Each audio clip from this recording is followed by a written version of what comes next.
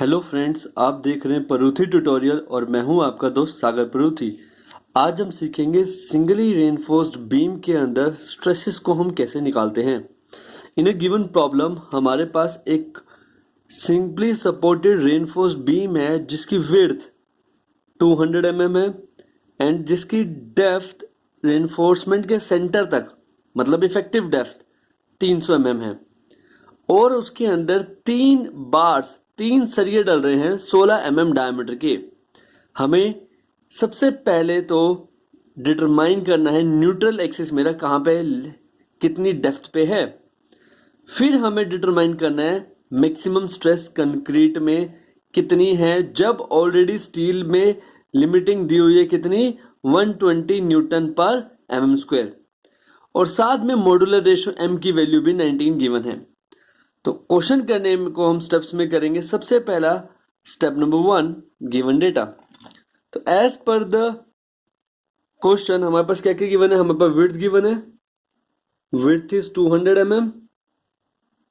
हमारे पास effective depth given है, that will B 300 mm। हमारे पास स्टील पता है तो मैं एरिया ऑफ स्टील निकाल सकता हूं। क्या स्टील पता है? 3 सरिये 16 mm डायमीटर बार के, तो 3 इंटू π/4 डायमीटर का स्क्वायर एक के लिए निकाल के 3 से मल्टीप्लाई कर देंगे। तो यहां पे हमारे पास AST सॉल्व करने के बाद आ जाएगा 603.2 न्यूटन पर mm स्क्वायर। अब एरिया ऑफ स्टील निकल चुका है। एरिया ऑफ स्टील निकालने के बाद हमारे पास इस क्वेश्चन में m की वैल्यू भी गिवन है, दैट इज 19। इस फिगर को देखें, ये है न्यूट्रल एक्सिस जहां पर कंप्रेशन जोन और टेंशन जोन की जो स्ट्रेसेस होती है वो यहाँ पे क्या हो जाती हैं, जीरो होती हैं। इस पॉइंट पे हमें वो टॉप से निकालना है actual depth of neutral axis. That will be step number 2 actual depth of neutral axis. अब actual depth of neutral axis कैसे निकालते हैं? हमें क्या करना होता है, जो मूवमेंट है कंप्रेसिव एरिया की और स्टील एरिया की उनको कंपेयर करना है। कंप्रेसिव एरिया में B हमारे पास विड्थ है और यहां से यहां तक की डेप्थ NA है, तो हमारे पास लिखेंगे B इंटू NA। साथ में हमारे पास CG इस डेप्थ के हाफ पे होगा। ये तो हमारे पास एरिया निकाल रहे हैं, हम इसकी मूवमेंट ले रहे हैं तो CG इसके हाफ पे होगा। तो CG इसके हाफ पे निकालेंगे हम तो कितनी आएगी value, B into NA। B हमारे पास ये है, NA यहां से यहां तक का डिस्टेंस। अब डेप्थ का हाफ उसके CG पे होगा, तो यहां पे क्या होगा मल्टीप्लाई में NA/2। अब हमारे पास equal to corresponding steel area M into AST। ये कंक्रीट जोन में है हमारे पास, ये कंक्रीट के अंदर हमारे पास यहाँ पे सरिया डला हुआ है। उसके साथ साथ हमारे पास जो डिस्टेंस है यहां से यहां तक का कितना है, D-NA। तो हमारे पास कितना डिस्टेंस है, D-NA। अब हम यहां पर क्या कर चुके हैं, हमने एरिया साथ में उसका कोरस्पॉन्डिंग डिस्टेंस, यहां पर भी हमने पहले एरिया लिया और साथ में उसका कोरस्पॉन्डिंग डिस्टेंस। अब हम इसके अंदर वैल्यूज पुट कर देंगे। B की वैल्यू कितनी गिवन है, 200। B की वैल्यू 200 है, डाल देंगे 200। यहां पे B की वैल्यू डाल दी into NA into NA/2 equal to M की वैल्यू 19। AST की वैल्यू भी हमने निकाली थी 603.2 आई थी। D-NA, D की वैल्यू हमारे पास 300 हमें पता है, माइनस NA। अब इस इक्वेशन में एक अननोन है NA, तो इसको सॉल्व करेंगे तो हमारे पास जो इक्वेशन आएगी वो क्या आएगी, क्वाड्रेटिक। दैट इज हमारे पास इसको सॉल्व करने के बाद NA square plus 114.6 NA minus 34382 equal to 0। इस इक्वेशन को सॉल्व करेंगे तो NA की क्वाड्रेटिक इक्वेशन बनेगी। इसको हम कैलकुलेटर से डायरेक्ट निकाल सकते हैं या फिर हम क्वाड्रेटिक फॉर्मूला सॉल्व करके भी मैथमेटिक्स से हम NA निकाल सकते हैं। तो यहां से NA actual depth of neutral axis इसको सॉल्व करने के बाद आ जाएगा 136.8 mm। तो ये हमारे पास आया actual depth of neutral axis. अब NA निकालने के बाद स्टेप नंबर 2 यहाँ पे खत्म हो जाता है। फिर हमारे पास आता है step number 3। In step number 3 that is stress निकालने कंक्रीट के अंदर इस डायग्राम की मदद से। अब आप यहाँ पे देखें, हमारे पास इस डायग्राम के अंदर क्या है, sigma CBC stress NA distance पे और D माइनस NA डिस्टेंस पे यहाँ पे सिग्मा ST अपॉन M, यहाँ पे टेंसाइल स्ट्रेस। तो हमें क्या करना है, यहाँ पे इस स्ट्रेस डायग्राम की मदद लेनी है और यहाँ पे हमारे पास ध्यान से समझना है, ये परपेंडिकुलर सिग्मा CBC और उसका यहाँ पे बेस NA कॉरस्पॉन्डिंग। तो sigma CBC upon NA equal to यहाँ पे सिग्मा ST अपॉन M है, sigma ST upon M corresponding इसका कितना है हमारे पास, यहाँ से यहाँ तक का डिस्टेंस D माइनस NA। तो सिमिलर ट्रायंगल की प्रॉपर्टी से मैंने परपेंडिकुलर अपॉन बेस और परपेंडिकुलर अपॉन बेस को मैंने कंपेयर किया, ऊपर वाले ट्रायंगल का और नीचे वाले ट्रायंगल का।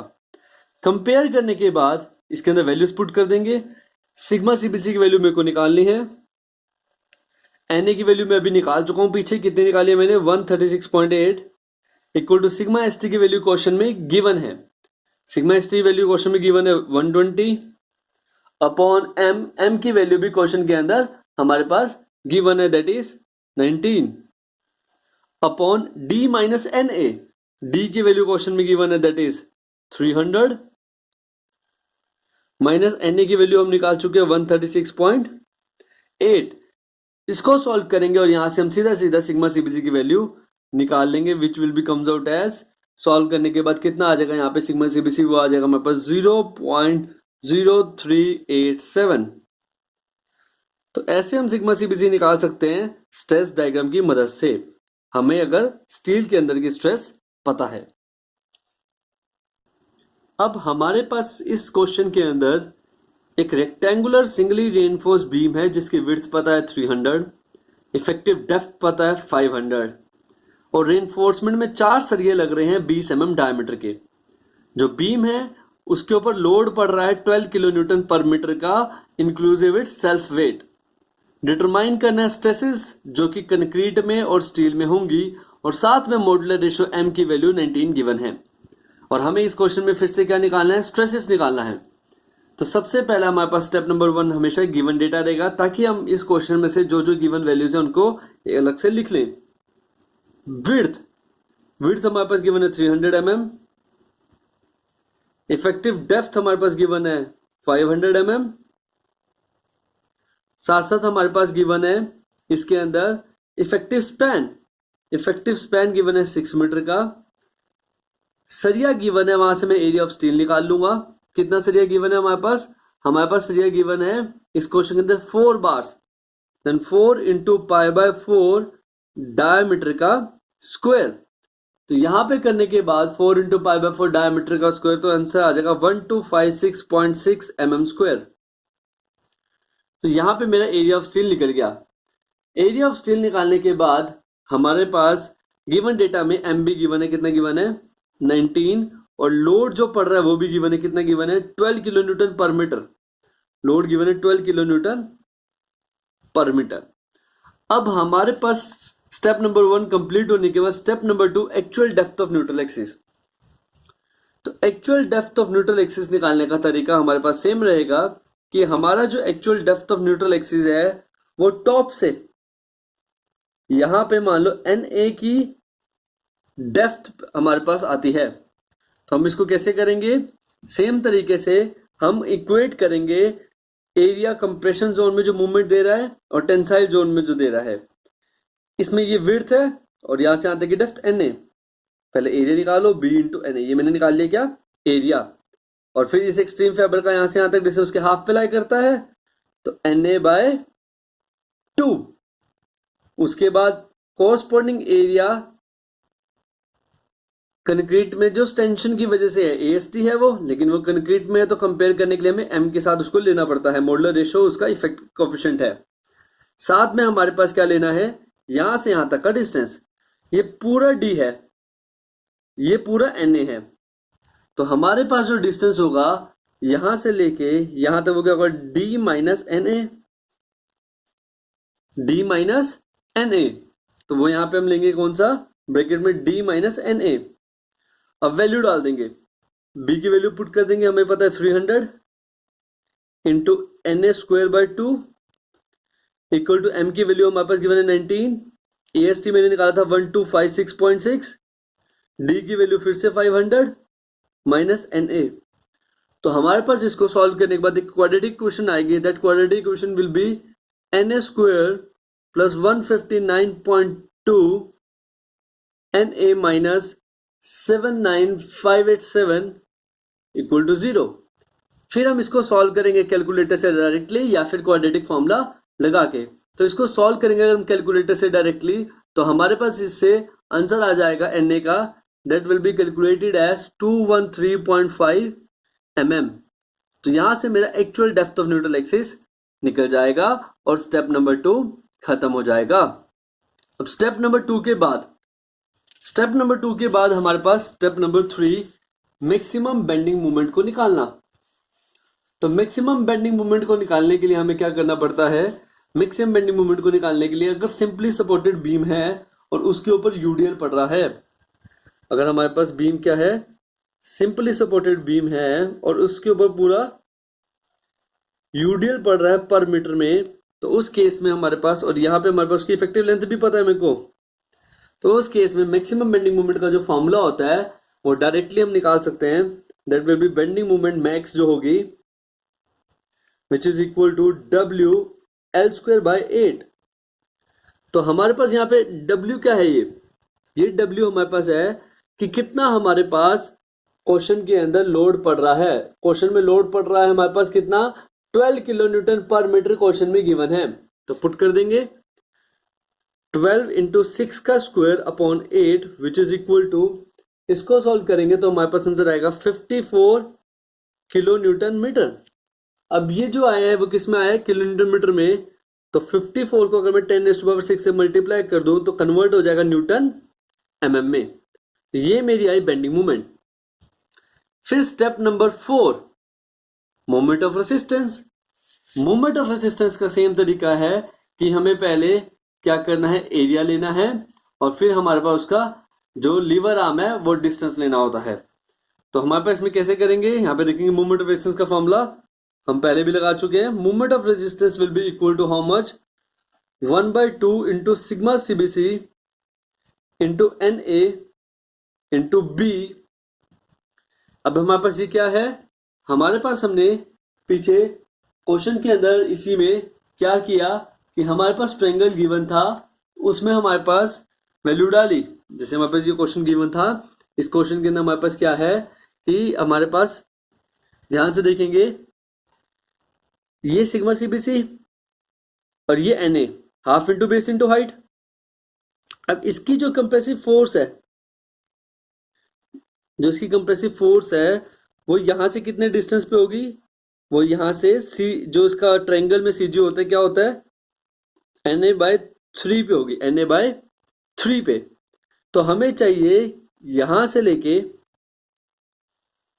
यहां तक का डिस्टेंस, जिसे हम लीवर आर्म बोलते हैं, जो होता है हम J से रिप्रेजेंट करते हैं, that will B D minus NA/3, D minus NA/3, और विड्थ उसकी B है। तो हम ये उसको लेंगे, यहाँ पे सीधा सीधा जिससे जब मल्टीप्लाई कर रहे होंगे, तो यहाँ पे हमें जो पुट करना है B के बाद, वो हमें क्या पुट करना है, हमें यहाँ पे पुट करना है उसका, that is lever arm J, जिसकी वैल्यू क्या है, D माइनस NA/3। तो पुट करेंगे हमारे पास यहाँ पे D minus NA/3, 1/2 into sigma CBC into NA into B, D minus NA/3।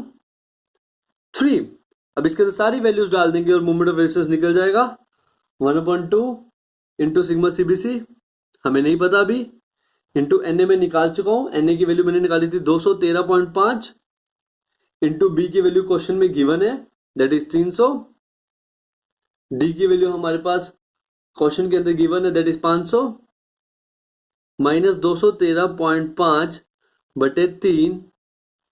इसको सॉल्व करेंगे तो हमारे पास ये वैल्यू जो आएगी सॉल्व करने के बाद वो आएगी, that will be equal to 13.73 into 10⁻⁶ sigma CBC, ये हमारे पास सिग्मा CBC की टर्म्स में आई है, that will be equal to newton mm। अब हमारे पास mr निकल गया, हमारा क्या निकल गया यहाँ पे, बेंडिंग मोमेंट निकल गया। अब हमें दोनों को कंपेयर करना है और स्ट्रेस इन कंक्रीट निकालना है। मतलब नेक्स्ट हमारा क्या काम रहेगा, बेंडिंग मोमेंट को बराबर रखो मोमेंट ऑफ रेसिस्टेंस से, बेंडिंग मोमेंट को बराबर रखो मोमेंट ऑफ रेसिस्टेंस से। बेंडिंग मोमेंट कितनी थी, 54 इंटू 10⁶, तो बेंडिंग मोमेंट डाल दो यहाँ पे 54 इंटू 10⁶। मोमेंट ऑफ रेजिस्टेंस डाल दो यहाँ पे 13.73 इंटू 10⁻⁶ सिग्मा CBC, ये डिवाइड में चला जाएगा, तो सीधा सीधा यहाँ से सिग्मा CBC की वैल्यू कितनी आ जाएगी, 54 को डिवाइड करना पड़ जाएगा 13.73 से, क्योंकि ये तो मेरा सीधा सीधा यहाँ पे क्या हो जाएगा, कट जाएगा। तो हमारे पास यहाँ से सिग्मा CBC की वैल्यू कितनी आएगी, सॉल्व करने के बाद इसको डिवाइड करेंगे तो सिग्मा CBC की वैल्यू यहाँ से हमारे पास डिवाइड करने के बाद निकल जाएगी कैलकुलेटर से 3.93 न्यूटन पर mm²। तो यही मेन चीज थी जो हमें इस क्वेश्चन में निकालनी थी, सिग्मा CBC। इस क्वेश्चन में हमारे पास सिग्मा CBC हमने ऐसे निकालना है जब हमें सिग्मा ST नहीं पता। अब सिग्मा CBC निकाल चुके हैं, अब अगला स्टेप स्ट्रेस इन स्टील निकालना। स्ट्रेस इन स्टील के लिए हमें actual depth of neutral axis को critical depth of neutral axis के बराबर लेना होता है हमेशा, और यहाँ पे हमारे पास जो critical depth of neutral axis है उसका ये फॉर्मूला होता है। अब इसके अंदर आप एक्चुअल वाली वैल्यू पुट कर दो। एक्चुअल वाली वैल्यू मैंने ऑलरेडी निकाल चुका हूं, मैं actual depth of neutral axis की वैल्यू जो मैं ऑलरेडी निकाल चुका हूं, वो वैल्यू मैंने कितनी निकाली थी, वो मैंने निकाली थी वैल्यू कितनी, दैट इज 213.5 mm, 213.5 mm। तो वही मैं सीधा इसके अंदर पुट करूंगा, यहाँ पे पुट करूंगा NC की वैल्यू कितनी, 213.5 mm इक्वल टू M की वैल्यू डाल दूंगा। M की वैल्यू हमारे पास 19 है, सिग्मा CBC अभी निकाला है 3.93 है, upon 19 into 3.93 plus sigma ST, साथ में ब्रैकेट, एंड देन हमारे पास यहाँ पे क्या है, यहाँ प्लस है, इंटू D। D की वैल्यू हमारे पास क्वेश्चन में गिवन ही है, दैट इज 500। तो हमारे पास एक अननोन है, एक इक्वेशन है, तो यहाँ से सिग्मा ST निकल जाएगी। इसको सॉल्व करने के बाद सिग्मा ST की वैल्यू निकल जाएगी हमारे पास, जो कि हमारे पास कितनी आएगी, सिग्मा ST की वैल्यू 100.2 न्यूटन पर mm²। तो ऐसे मैं निकाल लूंगा सिग्मा ST की वैल्यू भी। तो हमारे पास यहाँ से निकल जाएगी सिग्मा ST की वैल्यू, जो कि हमारे पास कितना आई है, 100.2 न्यूटन पर mm²। सिग्मा CBC निकाल लो और फिर critical depth of neutral axis के फॉर्मूले में एक्चुअल वैल्यू डाल के सिग्मा ST की वैल्यू भी निकल जाएगी। Thank you so much for watching. आप इसको लाइक एंड सब्सक्राइब जरूर करें ताकि आपको और नोटिफिकेशन मिलती रहे। Thank you so much.